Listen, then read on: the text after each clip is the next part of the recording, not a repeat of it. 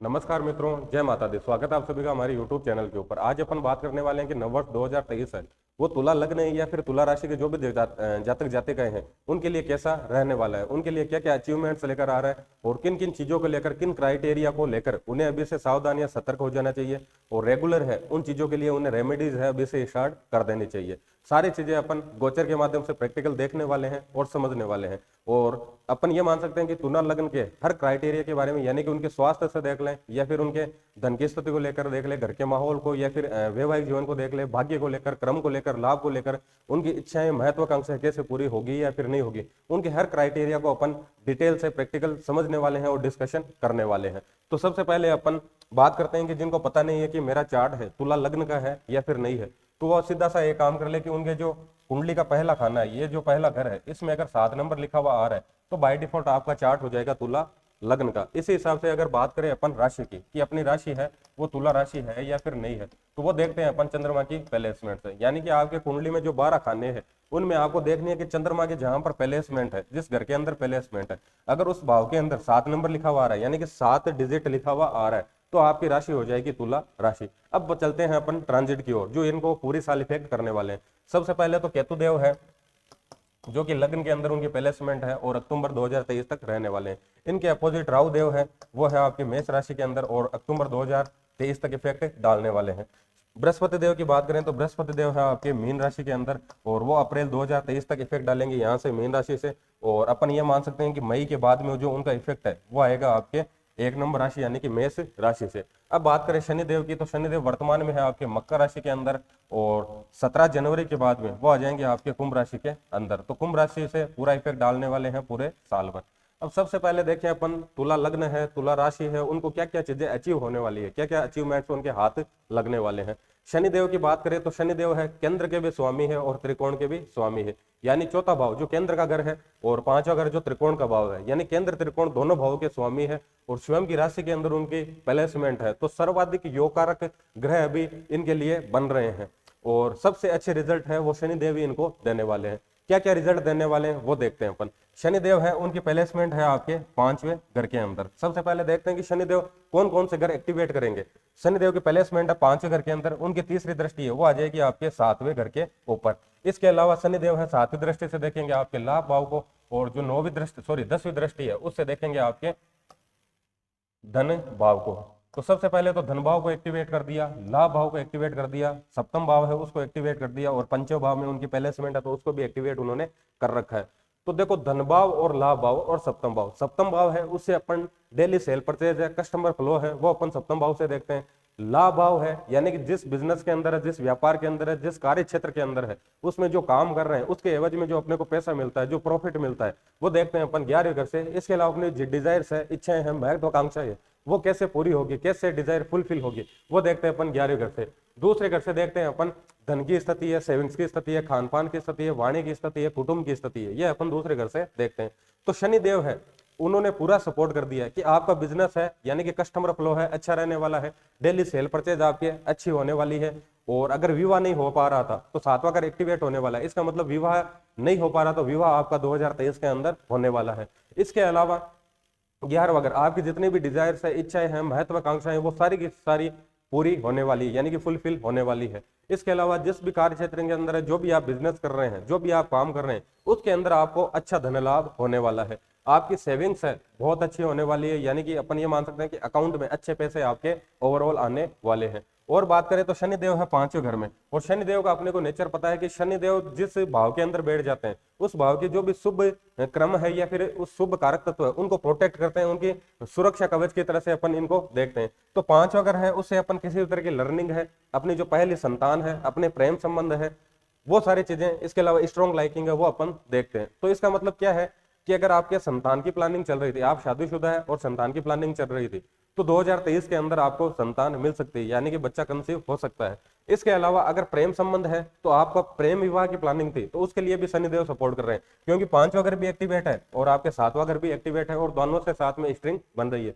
तो प्रेम विवाह करना चाह रहे थे तुला राशि तुला लग्न वाले, तो उसके लिए भी अच्छा समय है। 2023 में आपका प्रेम विवाह है, आसानी से हो सकता है। इसके अलावा आप पूरे साल किसी न किसी तरह की लर्निंग है वो आप लेते रहोगे, यानी कि कुछ न कुछ आप क्रिएटिव करते रहोगे, कुछ न कुछ आप सीखते रहोगे। और पांचवा घर मौज मस्ती का है तो मौज मस्ती है वो भी आप पूरे साल करने वाले हो। अब बात करते हैं अपन बृहस्पति देव की। तो बृहस्पति देव है छठे भाव के अंदर प्लेसमेंट है उनकी, तीसरे घर के स्वामी है और छठे घर को स्वामी है। छठे घर में बैठकर विपरीत राजयोग है उसका निर्माण कर रहे हैं। बृहस्पति देव है उनकी दृष्टियां मानते हैं अपन अमृत तुल्य, या फिर अपन ये मान सकते हैं कि बृहस्पति देव की 5वीं और 9वीं दृष्टि जिस घर के ऊपर जिस भाव के अंदर आती है उस भाव के अंदर अपने को एक ब्लेसिंग मिलती है ऊपर वाले की तरफ से कि इन भाव से रिलेटेड अपने को अच्छे रिजल्ट मिलने हैं। तो बृहस्पति देव है देखें अपन की दृष्टियां कहां पर आ रही है, उनकी 5वीं दृष्टि आ रही है आपके 10वें घर पे और 9वीं दृष्टि आ रही है आपके दूसरे घर पे। तो दूसरा घर तो पहले से एक्टिवेट था, किसको लेकर, सेविंग्स को लेकर, यानी कि फाइनेंशियल स्थिति उसमें बहुत अच्छा सुधार होने वाला है, सेविंग्स है बहुत अच्छी होने वाली है और काम का जो भी काम कर रहे हैं उससे अपने को लाभ भी होने वाला है, ये भी शनिदेव ने बता दिया था। लेकिन बृहस्पति देव है वो कह रहे हैं कि आप जो भी काम कर रहे हो, जिस भी प्रोफेशन के अंदर हो, उसके अंदर आपको एक अलग आइडेंटिफिकेशन मिलने वाली है, यानी कि नेम है, फेम है, स्टेटस है, ब्रांडिंग है, पद है, प्रतिष्ठा है, मान सम्मान है, यश है, कीर्ति, ये सारी चीजें आपको अचीव होने वाली है 2023 के अंदर। इसके अलावा धन लाभ का पहले से बता चुके हैं शनिदेव, बृहस्पति देव ने और कह दिया कि आपको बहुत शानदार धन लाभ होने वाला है 2023 के अंदर, यानी कि सेविंग्स है वो बहुत अच्छी होने वाली है। तो बृहस्पति देव भी सपोर्ट कर रहे हैं। राहु देव की बात करें अपन तो राहु देव है 7वें घर के अंदर उनके प्लेसमेंट है, तो ये प्लेसमेंट अपन अच्छी नहीं मान सकते हैं। किसके हिसाब से, अपन ये नहीं, वैवाहिक जीवन अगर आपके शादीशुदा हो या फिर किसी भी तरह का पार्टनरशिप है, अंदर आपने बिजनेस कर रखा है, तो उसके अंदर राहु देव कहीं ना कहीं आपके गड़बड़ी करवा सकते हैं, यानी कि वैवाहिक जीवन है उसमें कुछ ना कुछ गड़बड़ हो सकता है। लेकिन राहु देव का ओवरऑल देखें तो 5वीं दृष्टि आ रही है उनकी 11वें घर पे और 11वां घर है उससे अपन देखते हैं लाभ की स्थिति, यानी सीधी सी कहानी है कि आपको अच्छा धन लाभ होने वाला है, आपके डिजायर्स है, महत्वाकांक्षाएं, इच्छाएं वो सारी पूरी होने वाली है।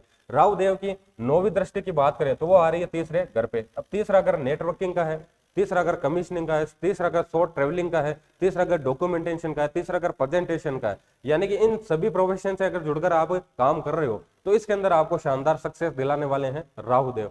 इसके अलावा और बात करेंगे जैसे बृहस्पति देव है वो मई से आ जाएंगे आपके मेष राशि के अंदर, तो मई के बाद में जो इफेक्ट रहेगा बृहस्पति देव है वो भी किसको देख रहे हैं, आपके लाभ भाव को देखेंगे 5वीं दृष्टि से। इसके अलावा 9वीं दृष्टि उससे देखेंगे आपके कमीशन यानी कि तीसरा भाव है, पराक्रम भाव है, उसको देखेंगे। तो सबसे पहले तो ओवरऑल देख ले अपन तो 2023 के अंदर आपकी जितनी भी इच्छाएं हैं, महत्वाकांक्षाएं, आपकी जो भी डिजायर्स है वो सारी फुलफिल होने वाली है। इसके अलावा आपको करियर में एक अलग आइडेंटिफिकेशन मिलने वाली है, कार्य क्षेत्र के अंदर बहुत अच्छा करने वाले हैं, नेम है, फेम है, स्टेटस है, ब्रांडिंग है, ये सारी चीजें मिलने वाली है, पद प्रतिष्ठा, मान सम्मान, यश कीर्ति, ये सारी चीजें आपको अचीव होने वाली है 2023 के अंदर।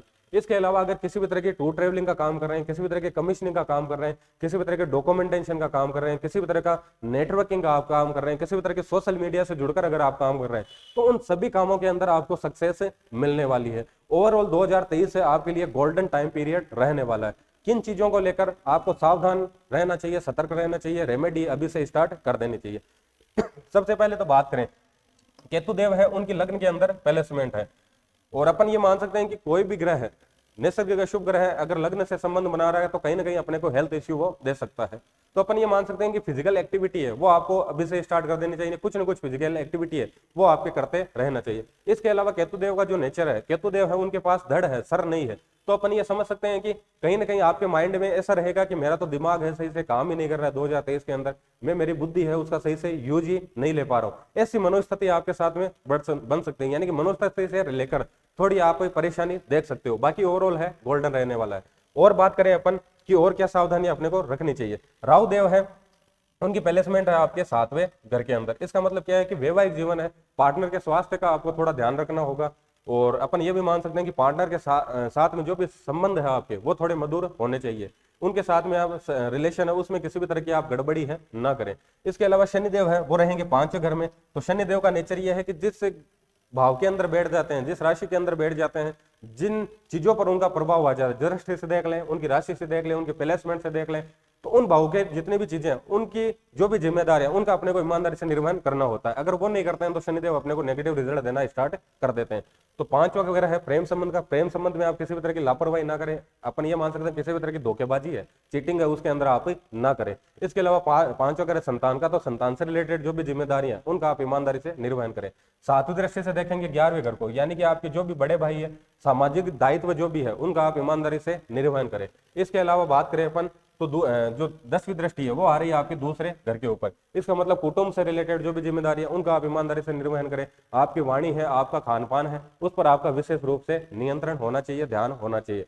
बाकी ओवरऑल 2023 है आपके लिए गोल्डन टाइम पीरियड रहने वाला। आपकी सारी डिजायर्स है, आपकी सारी महत्वाकांक्षाएं, इच्छाएं है, वो पूरी होने वाली है। धन्यवाद।